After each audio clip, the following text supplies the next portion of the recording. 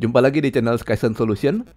Pada playlist ini, kita akan belajar mengenai cara membuat situs startup menggunakan Bootstrap versi 5. Bisa dilihat di layar, ini adalah situs yang akan kita buat menggunakan Bootstrap. Pada bagian atas ada bagian navigasi, disusul oleh Jumbotron yang berisi keterangan ringkas mengenai aplikasi. Kemudian ada fitur-fitur aplikasi, bagian testimoni yang bisa memuat beberapa konten dalam satu tempat. Lalu kita memiliki pricing card, ada tabel perbandingan paket, dan bagian terakhir adalah formulir hubungi kami.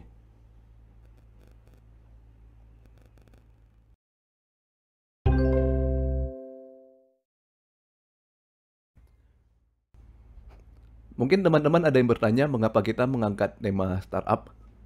Jawabannya karena saat ini startup sedang trending ya, walaupun di negara berkembang seperti Indonesia. Kita sudah memiliki banyak contoh startup yang sudah berhasil berkembang besar menjadi unicorn, seperti Tokopedia, Gojek, Bukalapak, dan lain-lain.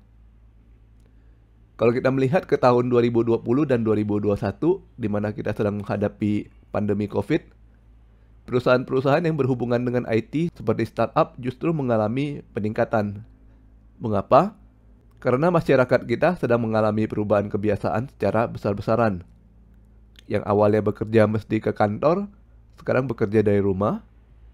Yang tadinya meeting mesti tatap muka, sekarang bisa menggunakan teleconference. Yang biasa belanja mesti ke toko, sekarang menggunakan e-commerce. Dan agar bisa mengadaptasi kebiasaan baru ini, masyarakat harus menggunakan teknologi terbaru yang ditawarkan oleh startup. Oleh karena itu, teman-teman yang sedang belajar pemrograman harus lebih semangat ya. Karena kebutuhan akan pemrograman itu semakin lama semakin besar. Topik yang kita ambil untuk situs ini adalah aplikasi kasir Larispos. Bisa dilihat dari situsnya www.larispos.com. Aplikasi Larispos dapat dijalankan pada tablet dan smartphone Android, sehingga dapat berfungsi sebagai mesin kasir. Kelebihannya adalah aplikasi ini berbasis cloud.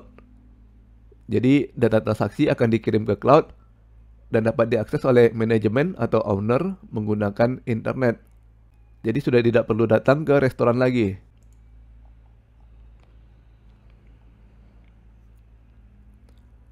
Dan fitur baru yang berkaitan dengan pandemi adalah fitur e-menu. Jadi dengan menggunakan fitur ini, maka pelanggan dapat mengakses buku menu dari smartphone masing-masing, baik menggunakan QR code ataupun URL dari buku menu online ya. Pada playlist ini kita akan mempelajari mengenai cara mereplikasi situs Larispos ini, sehingga hasilnya menjadi seperti ini ya.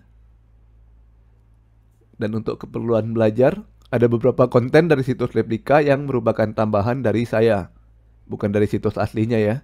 Jadi kalau teman-teman membutuhkan informasi lebih lanjut mengenai aplikasi Larispos, lebih baik langsung ke situs aslinya di larispos.com.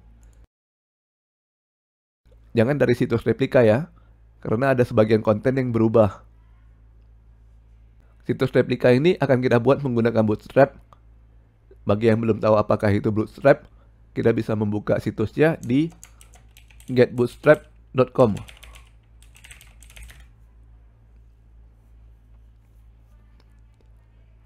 Di tampilan paling depannya kita bisa melihat bahwa Bootstrap mengklaim dirinya adalah the world's most popular front-end open source toolkit. Artinya apa? Artinya Bootstrap ini adalah perangkat kerja untuk pemrograman front-end, dan Bootstrap mengklaim bahwa dirinya adalah perangkat kerja yang paling populer di dunia. Di sini ada kata kunci yang menarik ya, yaitu open source. Open source ini artinya apabila kita ingin menggunakan Bootstrap, kita bisa mendapatkan hingga ke source code-nya. Sehingga apabila kita mau dan memiliki skill programming, kita bisa melakukan modifikasi pada source code-nya sesuai dengan yang kita butuhkan. Di mana kita bisa mendapatkan source code-nya?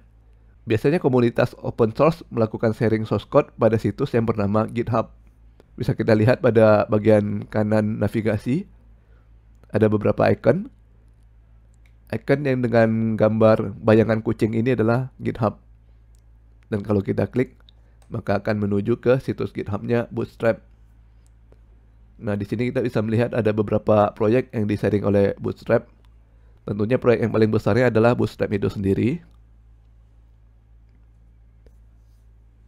Di sini kita bisa melihat keterangannya, the most popular HTML, CSS, dan JavaScript framework. HTML, CSS, dan JavaScript ini kalau kita gabung akan menjadi front-end ya.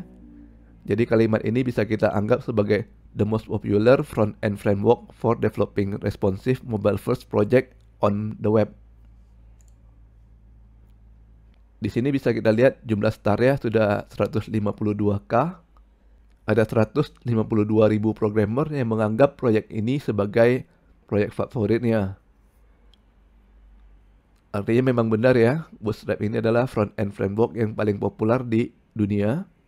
Terbukti dari jumlah starnya. Di sini sering muncul satu pertanyaan dari teman-teman yang masih baru di dunia pemrograman. Apabila ada 152.000 programmer yang membuat situs menggunakan Bootstrap, apakah akan menghasilkan ratusan ribu situs yang bentuknya sama? Jawabannya adalah tidak, karena pada Bootstrap ada satu fitur penting lagi, yaitu bisa di-customize. Jadi penggunaan framework ini masih bisa kita atur lagi sesuai dengan kebutuhan kita. Sekarang sebagai contohnya saja, situs replika yang akan kita buat ini, kalau kita bandingkan dengan situs aslinya, nah kedua situs ini membicarakan topik yang sama dan sama-sama menggunakan Bootstrap. Namun hasilnya berbeda ya. Karena Bootstrap ini bisa di-customize lagi. Kita bisa menggunakan warna yang berbeda, kita bisa menggunakan komponen yang berbeda, kita bisa menampilkan konten dengan cara yang berbeda, dan lain-lain. Sehingga setiap website yang dibuat menggunakan Bootstrap, semuanya akan berbeda satu sama lain. Kemudian kita perhatikan lagi pada situs Bootstrap. Di sini ada satu kata kunci lagi, yaitu responsive. Ini adalah fitur yang paling banyak dicari oleh programmer dan menyebabkan Bootstrap menjadi paling populer. Responsive ini berarti situs kita bisa memberikan respon terhadap perangkat yang sedang digunakan oleh pengunjung kita. Biasanya yang paling diperhatikan di sini adalah ukuran layar dari perangkat, karena semakin lama semakin banyak yang mengakses situs kita menggunakan smartphone dan tablet. Situs kita harus tetap kelihatan bagus walaupun sedang dilihat dari perangkat dengan ukuran layar kecil. Perhatikan situs replika yang akan kita buat. Pada saat saya mengecilkan ukuran browser,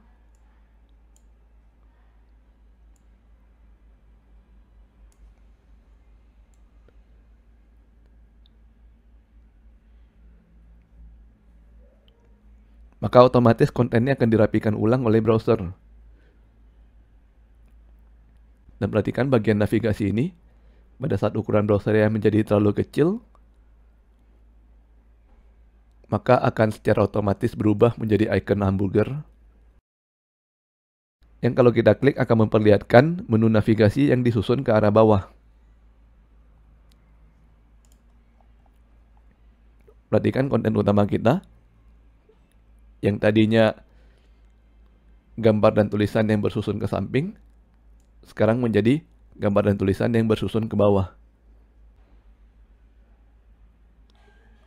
Dan kemudian pada bagian fitur, yang pada browser berukuran besar, menampilkan 3 fitur dalam satu baris. Pada browser yang berukuran menengah, menampilkan 2 fitur per baris. Dan pada saat browser berukuran kecil, maka fitur akan menampilkan 1 fitur per baris.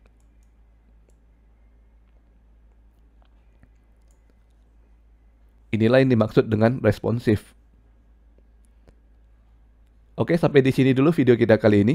Pada video berikutnya kita akan memulai coding kita menggunakan Bootstrap. Jangan lupa subscribe ke channel Skysen Solution untuk mendapatkan informasi terbaru dari kami. Dan sampai bertemu lagi di video berikutnya.